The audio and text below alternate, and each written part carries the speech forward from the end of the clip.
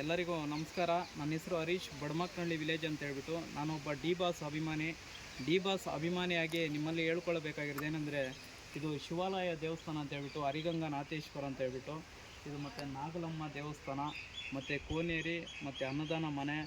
ಇದು ಸ್ವಲ್ಪ ಪೆಂಡಿಂಗ್ ಇದೆ.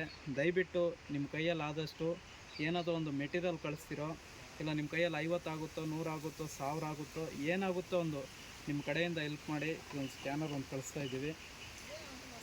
ತೋರಿಸ್ತಾ ಇದ್ದೀವಿ ಇದರಲ್ಲಿ.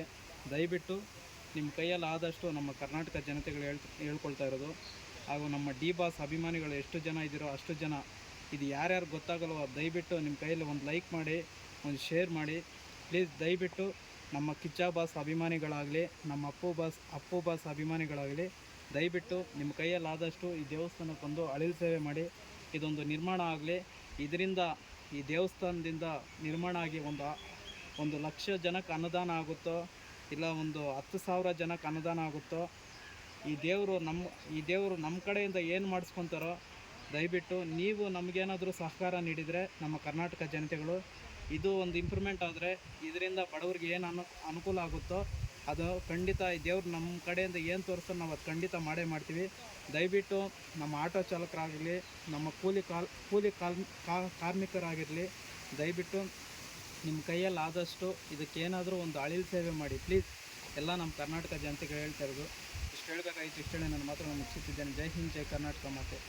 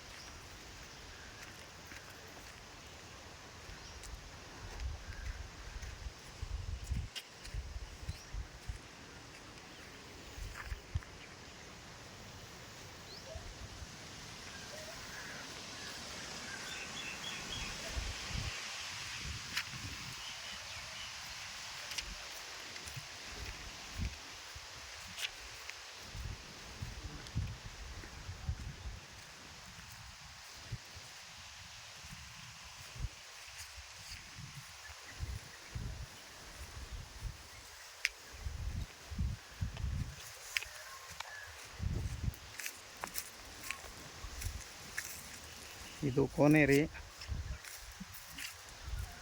ಈ ಕಡೆ ಅನುದಾನ ಮನೆ ಬರುತ್ತೆ.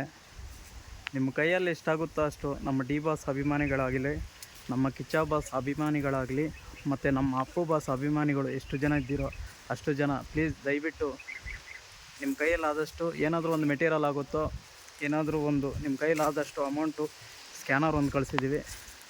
ನಿಮ್ಮ ಕೈಯಲ್ಲಾದಷ್ಟು ಹೆಲ್ಪ್ ಮಾಡಿ ಪ್ಲೀಸ್.